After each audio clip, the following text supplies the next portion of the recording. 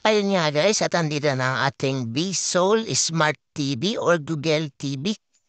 Ayan, 32 inches Google TV, 2023 model. Ayan, bagong-bago guys. At dahil gustong-gusto ko na manood ng TV, kinuha na agad ang gunting para makita ko na agad kung TV ba talaga ang nasa loob. At hirap na hirap nga akong buksan ng kahon dahil isang kamay lang ang gamit ko.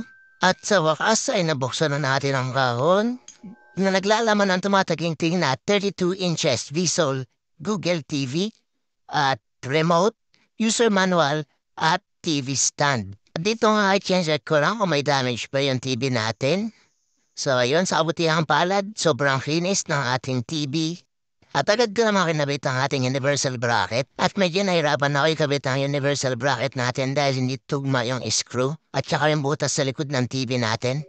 At sa wakas nakagawa tayo ng paraan para magkasya yung screw dun sa butas ng TV.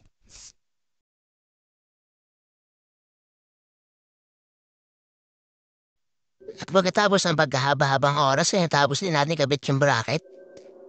So ito nga yung visual, andyan yung model. Andito yung kabitan ng RJ45, HDMI, and then audio video 1. Tapos dito naman yung audio video 2, yung USB 1, USB 2, tsaka yung sa headphone or speaker. At dito naman ang mga manual buttons kapag nasira yung remote or wala yung remote. So model number lang ulit. Ayan yung speaker at saka sa kabila. So hindi na ako nagsilang ng mahabang oras, sinalpak ko na agad yung TV dun sa bracket. At sinikipan ko na rin yung screw para di mahulog. At pagtapos nga nang kinuha ko agad yung remote para buksan ko agad yung TV. At ayun na nga at nakita ko ng loob ng visual. Wisdom Share Smart Cloud TV.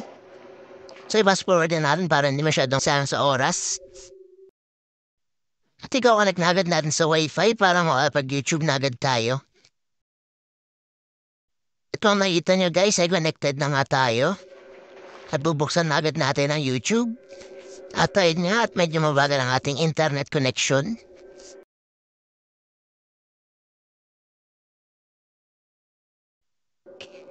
At ngayon maghanap lang tayo ng video na pwede panoorin para makita niyo yung video quality. At ayun guys, nakapilan tayo ng video na papanoorin natin.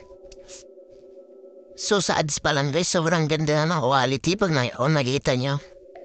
At siya nga pala guys, nabili lang namin tong Visual Smart TV na to sa halagang 5,700. Ang original price niya ay 6,000. Nakuha lang namin siya kasi naka-sale. At sa mga gustong bumili, comment na kayo sa baba. At sa may mga tanong tungkol sa Visual Smart TV, mag-comment lang din kayo sa baba. At yan lang guys, maraming salamat sa panonood. At kung nagustuhan nito ang video na to, please like and subscribe. Bye!